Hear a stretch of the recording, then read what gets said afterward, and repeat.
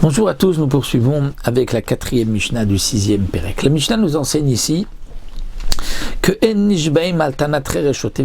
si un enfant réclame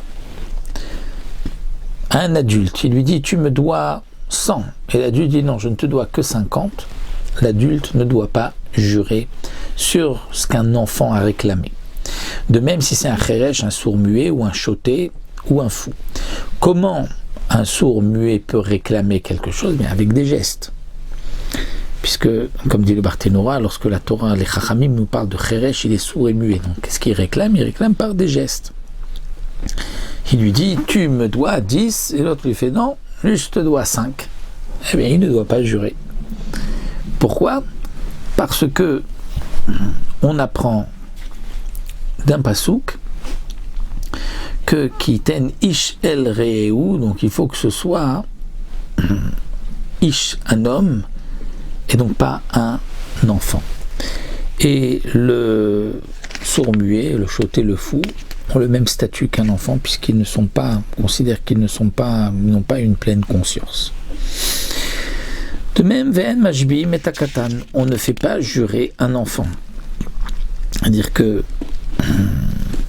l'enfant, lui, si on lui réclame quelque chose, on ne le fait pas jurer. Aval, mais nishbaim lakatan vela ekdesh.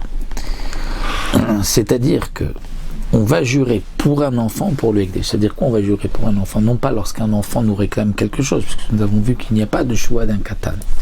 Mais si quelqu'un doit se faire payer des biens de quelqu'un qui est décédé et qui a laissé un bien hypothéqué à ses enfants, donc on va prendre des orphelins.